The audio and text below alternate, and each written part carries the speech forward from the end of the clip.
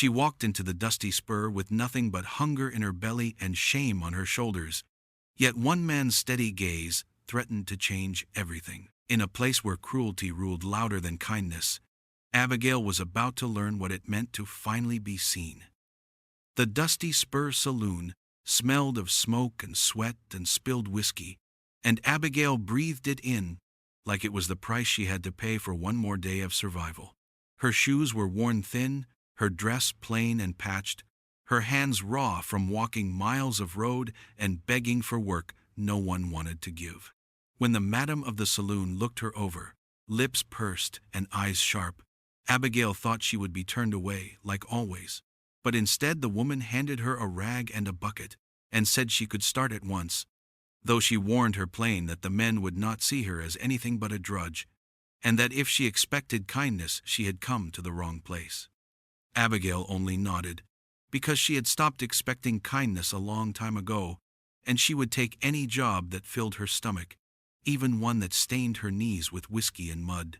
The saloon came alive each evening as if the town poured all its hunger and anger into one place. Boots slammed on the wooden floors, cards slapped on tables, and laughter rose sharp and mean with every swig of liquor. Abigail kept her head down, scrubbing where the mud tracked thickest, mopping up beer before it grew sticky, and sweeping the dust that never seemed to leave no matter how many times she pushed her broom. Men brushed past her, without seeing her, their eyes on the women with painted lips and bright dresses, their hands tossing coins that clattered on the tables but never toward her. She was invisible, and that was both a comfort and a wound. She remembered her father's voice telling her she would never be more than a burden, remembered the way her stepmother had looked at her like she was a shadow in the corner, and she tried to swallow those memories down with the bitter air of the saloon. At least here no one called her names. At least here she could work and earn a coin to buy bread. Yet there were moments when laughter cut too sharp, when a drunk knocked her bucket over on purpose, when the smell of perfume from the upstairs girls reminded her that there were places in the world she would never reach, and those moments carved her heart thin as glass. Still, she worked. Her knees ached from kneeling on the floorboards, her fingers blistered from wringing rags, her back bent from hauling pails of water. But when the madam dropped a few coins into her palm at the end of the night, the metal warm from the woman's hand, Abigail held them tight like treasure. She thought of bread, of maybe soap for her hair, of a night where she could sleep without her stomach clawing her from the inside. The music from the piano never stopped, the voices never softened, and the smoke hung heavy. But as Abigail leaned her broom against the wall and tucked the coins deep in her dress, she told herself she could bear it, at least for another day, because tomorrow she would return and scrub and sweep again, and in that work there was survival, and survival was all she had left. The night was near spent, and the Dusty Spur lay quieter than usual, the last of the gamblers dragging themselves out into the cool dark, while the piano sat silent for the first time in hours. Abigail stayed behind with her bucket and mop, moving slow over the sticky floor where beer had spilled and boots had ground dirt into the boards. The smoke still clung to the rafters, and the lanterns burned low, making the place feel tired, as if even the walls had drunk too much. She worked in silence, her arms heavy but her mind unwilling to rest, because stopping meant remembering, and remembering meant hurting. She had learned long ago to keep her head down and her hands busy, and in this saloon that was the only way to last. When the door creaked, she thought it was another drunk come stumbling back for what he had lost at cards, and she stiffened, ready to make herself small in the shadows. But it was not some wild-eyed miner or ranch hand. It was Sheriff James Carrow, his boots carrying the weight of a man who had seen too much and still walked steady. He had been in earlier, watching from his usual place near the wall, drinking little but seeing much, and Abigail knew he kept the peace in his own way, quiet but firm. Now he stood near the bar, his hat in his hand, and for a moment she wondered if he was waiting for someone. She bent back to her work, wishing he would leave, but when she looked up, he was watching her, Not the way other men looked, not with hunger or with pity, but with a gaze that seemed to land squarely on her and not pass through her like she was air. It made her chest tighten, because she did not know what to do with such attention. She was used to being ignored, used to being the one no one remembered once they turned away. His eyes unsettled her, because they seemed to say he noticed her, and that was almost worse than being invisible. He gave a small nod, nothing more, but the gesture felt heavy as if it carried a meaning she could not place. Abigail lowered her head, mopping harder, her cheeks warming though the room was cold. She told herself he was only being polite, that sheriffs nodded at everyone, that he would forget her as soon as he stepped outside. But deep down, she felt the crack of something she had long kept locked, the small, sharp ache of wanting to be seen. When at last he turned and left, the saloon felt empty in a different way. The silence rang in her ears, and she found her hands shaking as she wrung out the mop. She hated that one man's quiet gaze could stir her so deeply, hated that part of her wanted him to look again. For a girl who had lived a life of being overlooked, that gaze was not comfort but a kind of fear, because if someone truly saw her, she was not sure what they would find. Morning light never reached the inside of the Dusty Spur, for even when the sun burned high, the saloon stayed cloaked in smoke and shadow. Abigail worked from one corner to the other, sweeping away the dust that settled like it owned the place, scrubbing out stains that would never truly come clean. She moved with the quiet of someone who did not want to be noticed, but in a town like this even silence drew its own kind of cruelty. The saloon girls with their painted lips and bright dresses laughed when she passed, their whispers sharp enough to cut. They told her she looked more like a scarecrow than a woman, said no man with sense would glance her way, and that she was better suited to sweeping dirt than keeping company. Abigail bent her head lower, pressing her jaw tight, reminding herself that their words were lighter than hunger, and hunger was a weight she had carried too many winters to count. Men were no kinder. Boots stomped through her fresh mopping, mud streaking across boards she had just cleaned, and when she stooped to wipe it away, they chuckled as if she were nothing more than part of the floor itself. One slapped a coin near her bucket, not as payment but as mockery, telling her to buy herself a new face if she wanted better company. She swallowed the sting, let the burn settle in her chest where it always lived, and reminded herself that insults did not freeze a body the way an empty stomach could. She had survived nights when the cold gnawed her bones, had begged bread from strangers who turned her away, had woken to find her breath frost on her sleeves, and if she could endure that, she could endure laughter. Better insulted than starving, she told herself, better stepped on than buried in snow. But cruelty wore a woman thin, and even the strongest bones cracked when pressed too hard. That night a drunk rose from his chair, his words slurred and foul, calling her broom her only lover, and the room filled with laughter that rang like hammers on iron. Abigail froze with her bucket in hand, her shoulders curling as if she could shrink herself to nothing. She braced for the next jeer, for the shove or the grab that might follow, but before it came another voice, cut sharp through the noise. Sheriff James Carrow stood near the bar, his tone calm, but edged with steel, as he told the man to sit down and mind his drink. The drunk muttered, tried to puff his chest, but one look at the sheriff's steady eyes sent him sinking back into his chair. The laughter died, scattered like smoke on the wind, and the room turned back to its games. Abigail's heart thudded against her ribs, not from fear but from the strange warmth that spread in its place. She had not asked for his help, had not thought she deserved it, yet he had given it freely. She lowered her eyes quickly, not daring to meet his, but the echo of his voice lingered in her chest long after the saloon's noise swallowed it whole. The town of Redford saw Sheriff James Carrow as a steady hand, a man who kept the peace without much talk, a figure in a worn coat who could walk into a fight and end it with a single word. They saw the badge on his chest and the iron at his hip, and they thought that was all there was to him. But James carried more than steel and duty. He carried the weight of men he had buried on the lawless trails, partners lost in ambushes, friends who had ridden beside him only to fall before their time. He carried the ghost of a wife gone too young, her voice fading in his memory, though he still caught it sometimes in the quiet before dawn.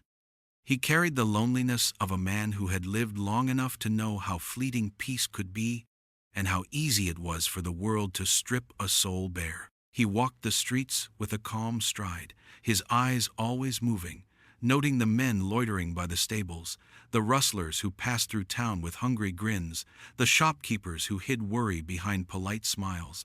When the townsfolk greeted him, they saw only a nod and a small lift of his hat, but behind that gesture lived the weight of choices that had worn his shoulders down. Some nights he dreamed of lawless stretches of desert where no badge meant anything, and he woke with the taste of dust in his throat, grateful and bitter all at once that he had lived to carry those memories when others had not. It was on one of those quiet evenings, when the saloon emptied slower than usual, that he passed Abigail sweeping near the doors. She bent low over the broom, her sleeves rolled up, her hair falling loose from its pins. Most folks never looked twice at her, but James paused because he knew the shape of struggle when he saw it. She did not have the easy laugh of the painted girls upstairs, or the fine clothes of the wives who shopped in town, but there was a steadiness in the way she worked, a fight in her posture that told him she had seen the cruel side of the world and had chosen to keep standing anyway. For a moment he let himself watch, not with the hunger of the men who filled the saloon each night, but with the quiet recognition of one survivor seeing another. He thought of how the town mocked her, how the men dirtied the floors she cleaned, and yet there she was, pushing the broom as if each stroke was a refusal to give up. She lifted her eyes once, caught his gaze, and quickly dropped them again. But in that flicker he saw not just weariness, but fire, the kind that refused to go out. James tipped his hat. A simple gesture, but it carried more than politeness. It carried respect. As he walked on, the weight on his shoulders did not ease, but for the first time in a long while, he felt less alone in bearing it. As if in that small saloon with its smoke and noise, there was someone else who understood what it meant to fight, to remain standing in a world that wished you would fall. The evening crowd had left the saloon in its usual state of ruin, chairs pushed crooked, cards scattered on the floor, and puddles of beer sticky underfoot. Abigail moved between tables with her rag and broom, her stomach aching with that hollow gnaw she knew too well. She had eaten nothing since morning, and even then it had only been a crust of bread saved from the day before. The smell of roast beef and fried potatoes had drifted from the kitchen all night, tormenting her as she worked, but she never dared ask for so much as a scrap. Food like that was meant for paying customers, not for a girl who scrubbed floors. She had learned that every kindness came with a price, and prices were more than she could afford. The last of the drunks had stumbled out into the night, when the door opened again and Sheriff James Carrow stepped in. He walked with that slow certainty he always carried, his spurs clicking soft against the boards. Abigail bent her head lower, hoping he would pass through without noticing her. But when she glanced up, he was not moving toward the bar or the door. He was walking toward her with something balanced in his hand, a chipped plate holding meat, potatoes, and a warm biscuit. She froze, her breath catching. For a moment she thought he must have mistaken her for someone else. No one had ever brought her food without expecting something in return, and her first instinct was to step back, to shake her head and refuse. Her pride rose sharp, warning her that taking it would make her weak, but the ache in her stomach argued louder, reminding her of winters when she had gone 3 days without eating and had felt her legs tremble like brittle sticks. Hunger won. He set the plate on the table nearest her and gave a small nod. She stared at it, then at him, her hand trembling as she reached out. The biscuit was still warm when she touched it, and the smell of it nearly undid her. She whispered thank you, the words small and rough, and her voice cracked in the middle, like she had forgotten how to speak to anyone with gentleness. James did not answer, not with words. He tipped his hat, his face unreadable but not unkind, and turned toward the door. His boots carried him out into the night without waiting for her gratitude. as if the act itself had been enough. Abigail stood there, the plate heavy in her hands, her chest tight in a way she did not understand. It was such a small thing, a plate of food, but to her it felt like mercy. And mercy was something she had stopped believing she would ever receive. She sat down slowly, whispering the thank you again, though the sheriff was long gone and could not hear it. The night the gang rode into Redford, the air inside the Dusty Spur grew heavy with smoke and menace. Horses clattered against the hitching posts outside, their riders stomping in with guns at their sides and grins sharp as knives.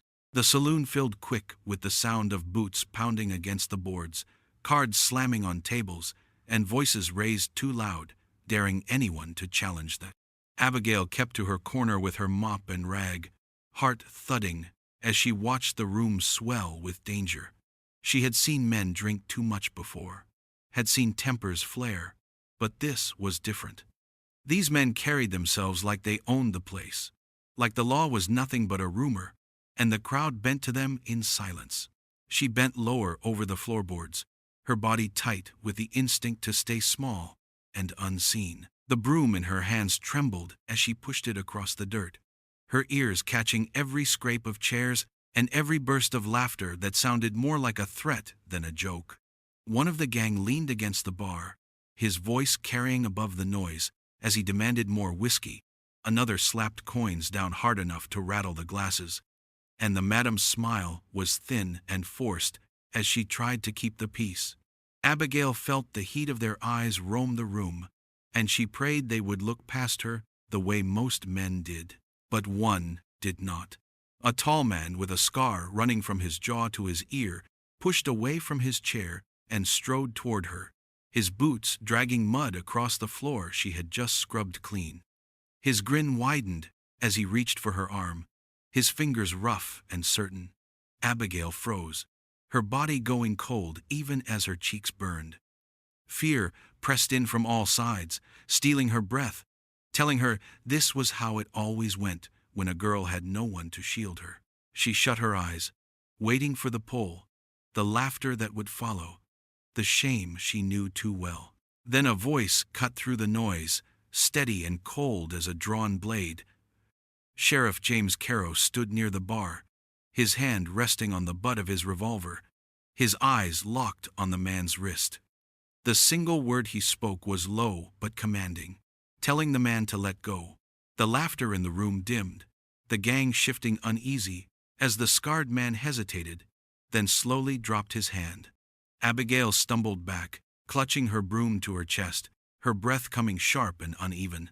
James did not move closer, did not draw his gun, but his presence filled the room like iron. The gang turned back to their tables, grumbling, the threat not gone but held at bay. Abigail's heart still pounded, her knees weak, but in that moment something strange and new rose inside her. For the first time since she could remember, she felt the edge of protection, not from pity, not from bargain, but from a man who saw her worth defending. The whispers started quiet at first, floating through the saloon like smoke, slipping into Abigail's ears no matter how she tried to shut them out. Folks said the sheriff lingered too often near the cleaning girl, that his eyes followed her more than they should, that it wasn't proper for a lawman to waste time on someone with rags for dresses and dirt on her hands. The saloon girls laughed behind their painted lips, calling her the sheriff's charity case, while the men muttered with smirks that he must be lonely enough to look twice at a broom pusher. Abigail kept her head down and worked, but every word stung sharper than the last. She had never asked for his kindness, never sought his gaze, yet now it was painted on her as something shameful. When she bent over her mop, she could feel eyes on her, not his but the town's, weighing her down heavier than the buckets she hauled each night. In the corner of the room she heard a ranch hand say she was aiming higher than she deserved, that plain girls had no business catching the attention of men like James Carrow. Abigail recoiled inside herself, cheeks burning hot, and pressed her rag harder against the table, as if scrubbing could wipe the words from the air. That night, alone in her narrow bed, she told herself it meant nothing. He pitied her, that was all.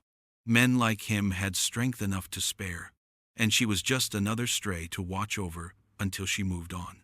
There was no sense in thinking otherwise. No sense in letting her heart chase something it could never hold.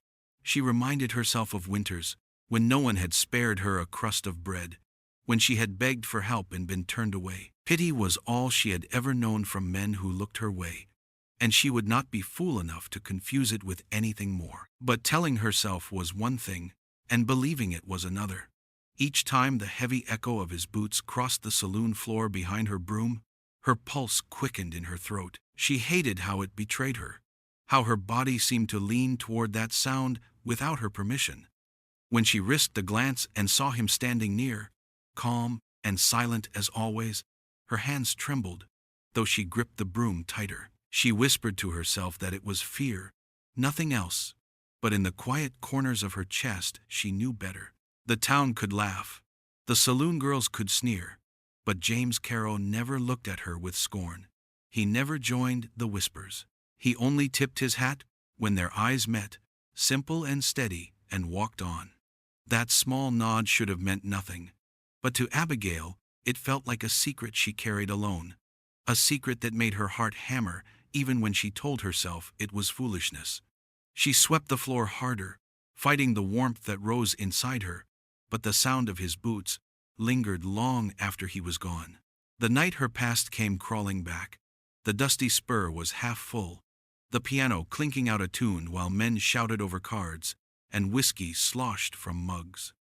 Abigail worked near the door with her broom, moving slow and steady, when the hinges creaked loud and a figure staggered in. She knew him before his face lifted, knew him from the tilt of his shoulders and the stench of sour liquor that clung to his coat. Her father. The sight rooted her feet to the boards as if the floor itself had turned to stone beneath her. He looked older, his beard ragged, his eyes bloodshot, yet the sneer was the same, curling across his mouth like it had never left. He scanned the saloon, spotted her bent over the broom, and barked her name in a slurred growl that turned every head in the room. Abigail's fingers tightened around the handle, her breath shallow, her body braced for shame she thought she had left behind. She wanted to sink into the shadows, but there was nowhere to go, nowhere to hide from the man who had sold her pride for drink and called her nothing but burden. He shoved past the tables, knocking mugs from hands, and stopped in front of her, his breath thick with whiskey. He demanded she come home, demanded she remember her blood, his voice rising until the room fell quiet. The girls at the bar leaned close, whispering behind their hands. The men smirked, eager for spectacle, and Abigail stood rigid as the weight of her name dragged heavy against her chest. She tried to answer, but no sound came, only the heat of humiliation burning up her throat. Then another voice cut through, calm but sharp as a drawn blade. James Carrow stepped from his place near the wall, his coat swinging lightly with each stride, his eyes hard as flint. He told the man to leave her be, his tone steady, leaving no space for argument. Abigail's father turned, ready to snarl, but the words faltered when he met the sheriff's stare. He laughed, mean and hollow, claiming his right as her kin, but James did not shift, did not waver, only said that blood gave no man permission to chain another, not in this town. The silence that followed was heavier than gunsmoke. Abigail's heart pounded, her knees weak, as she watched her father falter, watched him curse low and stumble toward the door, his shoulders sagging under the gaze of the sheriff, who had not even lifted his gun. When the door slammed behind him, the room exhaled, the whispers rising again, but Abigail barely heard. Her chest ached with something sharp and strange, something she had never felt before. For the first time in her life, someone had stood for her, not because of obligation, not because of blood, but because they believed she was worth standing for. She looked at James, his face calm and unreadable, and in that moment she understood that he saw her not as her father's daughter, but as her own self, and that truth burned brighter than all her shame. The morning after her father's drunken outburst, the town still buzzed with talk. voices carrying her name down the dusty street in tones of pity and scorn. Abigail kept her head low as she swept the porch of the saloon, her hands trembling each time a passerby slowed to stare. Shame clung to her like smoke, seeping into every breath, reminding her that no matter how far she thought she had come, her past could still find her and drag her down. She told herself she would endure, the same way she had endured every winter, every cruel word, every empty stomach. But deep inside she felt something breaking, something that whispered she could not go on this way forever. That evening, James found her sweeping near the bar. He stood in the doorway, his shadow stretching long across the floorboards, and she felt the weight of his gaze before he spoke. His voice was calm, steady as always, when he told her she did not have to stay here, that there was room in his home at the edge of town where her father's reach could not touch her. He said it plain, without pity, only a quiet offer, as if it was the most natural thing in the world. Abigail froze, her broom stiff in her hands, her heart racing. She shook her head quickly, saying no, saying she could not, that she was fine where she was. Her words stumbled, her cheeks burning, pride bristling like a shield against the thought of owing anyone anything. James did not argue, did not press her, only tipped his hat and left her to her silence. She stood there long after he had gone, sweeping the same patch of floor over and over, her chest tight with fear she could not name. She told herself it was better this way, safer, that to accept his kindness would mean giving up what little ground she had claimed for herself. Yet when she returned to the saloon late that night, her body weary and her spirit heavy, she caught her reflection in the cracked mirror behind the bar. The glass was dirty, smudged with grease and smoke, but her face shone through all the same, thin and worn, her eyes ringed with shadows. She stared at herself, broom clutched tight, and for the first time she saw not strength, but exhaustion, not survival, but surrender. The girl in the mirror was tired, tired of scraping by, tired of swallowing shame, tired of living only to see another day just like the one before. The truth hit her harder than hunger ever had. She did not want to just survive. She wanted more. Her hand lifted slowly, brushing the surface of the glass as if she could wipe away the reflection. She whispered the word no at first, then yes, then nothing at all, her throat too tight to decide. But in the silence of the empty saloon, she knew the choice had already been made. She could not stay caged by fear forever. The night began like any other at the Dusty Spur. The air thick with smoke and laughter, the piano hammering against the voices of men already too far gone in their cups. Abigail moved quietly through the haze, sweeping near the back wall, while fists slapped cards and boots stomped in rhythm with the music. She had learned to keep her head down, but her eyes caught the sharp glint of trouble when two ranch hands, already drunk, started shoving near the bar. Voices rose, curses flying, and before long a chair splintered against the floor. The fight spread like a storm, tables knocked over, whiskey spilling across the boards, glass breaking under boots. Abigail pressed herself into the corner, clutching her broom, waiting for it to burn out the way fights usually did. But this time was different. One of the lamps on the wall was struck hard, falling to the floor with a crash. The flame leapt to the whiskey puddled beneath, catching quick and bright. For a breath, the room froze, the fire licking up the wall. Then panic surged as men shouted and shoved for the door. The music stopped, the air filled with smoke, and Abigail found herself trapped in the chaos, pressed back by bodies and heat. She coughed, eyes stinging, as the fire climbed higher, eating through the rafters like it had been waiting for this moment all along. She tried to move toward the door, but the crowd shoved her sideways. Her broom knocked from her hands, her body slammed against the bar. She gasped for air, her lungs burning, the smoke closing in thick as a blanket. Fear clawed at her chest, the old fear of dying unseen, of being lost in a place where no one would remember her. She stumbled, her knees hitting the boards, her vision blurring with tears and smoke. Then through the roar of fire and panic came a voice, deep and rough, calling her name. She turned her head, barely able to see through the haze, and there he was. James Carrow stormed through the flames, his coat already singed at the edges, his face hard with determination. He pushed past the stampede, his frame steady where others faltered, his eyes locked on hers. In the next breath he was at her side, his arm around her shoulders, dragging her up from the floor.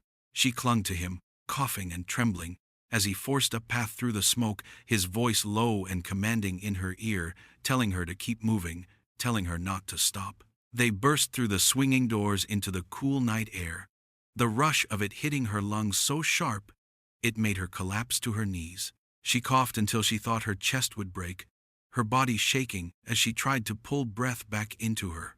James knelt beside her, his own voice ragged from the smoke, his coat scorched in places, his face streaked with soot. He gripped her shoulders firm, steady, and told her not to ever give up again, not to ever let the world take her down without a fight. The fire at the Dusty Spur left half the roof blackened, and the smell of smoke hanging over the street for days. And with it came the talk. Redford was a town that never kept its thoughts quiet, and before the ashes cooled, the whispers had spread from the saloon to the general store and even to the church steps. Some said Sheriff Carrow had lost his sense, dragging out a saloon drudge as if she were something precious, risking his life for a girl who swept floors and carried buckets. They called it shameful, said a man with a badge should keep better company, and their voices sharpened with every retelling. Yet not all agreed. There were others who spoke softer, almost with respect, saying maybe the sheriff had finally found something worth standing for that wasn't written in the law books. They remembered how he had walked into fights without flinching, how he had carried the town on his shoulders for years, and now they nodded quietly when they saw him at Abigail's side. To them it was not shame but proof he was still human beneath the iron, that he had not given all of himself away to duty. Abigail felt the weight of it from every corner. When she carried water down the street, she heard the wives whispering from their porches, their eyes cutting like knives, though their words never reached her ears plain. When she passed the stable boys, they smirked, their laughter chasing after her like stones thrown in the dark. Each sound pressed against her chest until she longed to disappear back into the shadows, to pretend she was invisible again. But then there were the nods, the small, quiet gestures from men who tipped their hats and women who offered bread without a price, as if they saw her in a new way. That confused her most of all, for she had never been seen with kindness before. At night, when she lay in her narrow bed, she turned the questions over and over, asking herself if James had only acted from duty, if perhaps pity had guided his hand through the fire. She told herself not to believe otherwise, not to hope for more, because hope had always been a dangerous thing. Yet, when she remembered his voice rough with smoke, telling her not to give up, her heart stirred in a way she could not silence. Each time his boots echoed behind her broom, her pulse quickened, betraying the fear she tried to hold on to.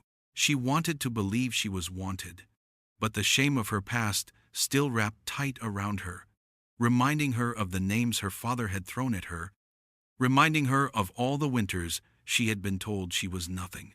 Still, when James passed by and tipped his hat in that quiet way of his, something inside her loosened. She did not dare name it love, not yet, but it was more than survival, and it left her trembling with the possibility that perhaps she had finally been chosen, not for what she did, not for what she lacked, but for who she was. The seasons turned slow and steady, carrying Redford from the heat of summer into the brittle winds of autumn, and with each change, Abigail's life took on a shape she had never dared to imagine. The Dusty Spur no longer claimed her nights, no longer left her knees raw from scrubbing floors and her pride sore from cruel laughter. Instead, she worked at James's side, her days filled with small tasks that seemed plain to others but felt like gifts to her. She mended his shirts at the table by the window, her fingers steady as the light poured across the cloth. She kept a small patch of garden alive near the porch, coaxing beans and carrots from the stubborn soil, proud of each green shoot that dared to rise. When the dust settled thick along the boards, she swept it away with care, the broom bristles whispering against the porch where his boots rested each evening. James did not speak much of what had passed, nor did he speak much of the town's gossip, but his presence carried more comfort than any words could. He rose with the dawn, his stride measured as he walked out to check the streets, his badge glinting soft in the early Sunday. When he returned, she often had coffee waiting, and though neither said much, the quiet between them no longer felt empty. It felt shared, a silence where she belonged. At first she struggled to believe it, the part of her that had been raised on shame, always whispering that she was only a guest, that sooner or later she would be sent back to the shadows. But as the days passed, she began to see the truth written not in promises, but in the steady rhythm of their lives. James asked her thoughts on what to plant, nodded when she suggested mending a fence, and each time he included her, each time he treated her as if she were meant to be there, another layer of doubt crumbled. One evening, when the sun bled red across the horizon and the cicadas droned in the distance, she sat on the porch steps with her hands folded in her lap. James stood nearby, leaning against the rail, his figure weathered against the fading light. She looked at the house, at the garden swaying in the breeze, at the steady outline of the man who had refused to let her be dragged back into the dark, and the word slipped from her lips before she could hold it back. Home. The sound of it startled her, soft as it was, as if she had spoken a prayer she did not believe she was allowed to say. Her throat tightened, her eyes fixed on the horizon, afraid to look at him, afraid he might not understand. But then his voice came, low and sure, carrying the weight of a man who meant what he said. Home? He whispered back, her breath caught, her chest aching with something that felt larger than she had space to hold. For the first time she believed it, believed that she had not been spared out of pity but chosen out of care, believed that the word she had feared to claim now belonged to her as much as to him. She lifted her gaze at last, met his steady eyes, and in them she saw not law, not burden, not charity, but the place she had been searching for all her life. If this story left its mark on you, subscribe, like, and saddle up for more videos.